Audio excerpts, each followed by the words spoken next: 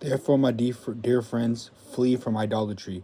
I speak to sensible people. Judge for yourselves what I say. Is not the cup of thanksgiving for which we give thanks a participation in the blood of Jesus Christ? And is not the bread? Um, Flee from idolatry. Um, so you want to make sure you're fleeing from it, and not embracing it.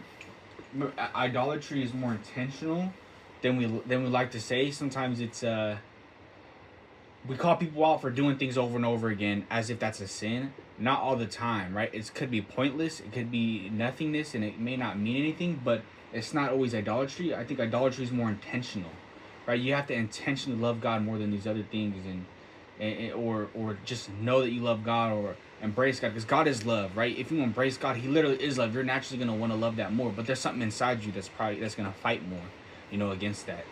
But that's why you got to kill your flesh and die to it. Die to your cross. You got to crucify your flesh so the love of the living, amazing, magnificent God can transform you. And and it also says, judge, right? So he had actually judged that this was the case.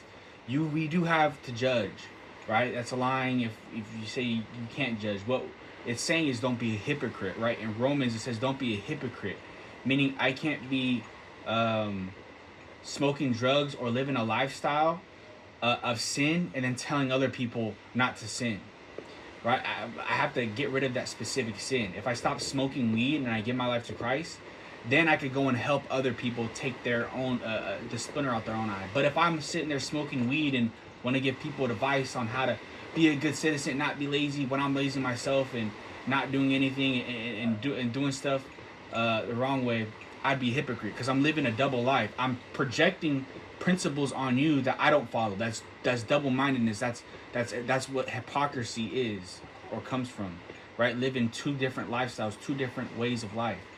And I allow you to do it, but I don't allow myself to do it.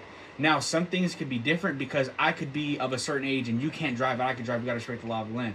But you could still drive. It's just, because I couldn't drive at that time. It's just a predicament more so of a coming of age, of coming of a time where you're eventually will be allowed. So I'm not being a hypocrite, and I'm treating you the same way I was allowed to drive. It's just you're not at the stage I'm at, so you have to wait to this thing, right? But some things are just wrong, right? That's just practical things. But obviously sin is never okay. So if I'm practicing sin or this or that, there's never going to be a stage where that's okay unless there's wisdom. So the Bible also talks about wisdom. We could also be wise in some things and know of some things that other people don't, of things pertaining to Jesus Christ in the Bible that other people aren't aware of. We can't cause other people to sin by doing those things in front of them as well.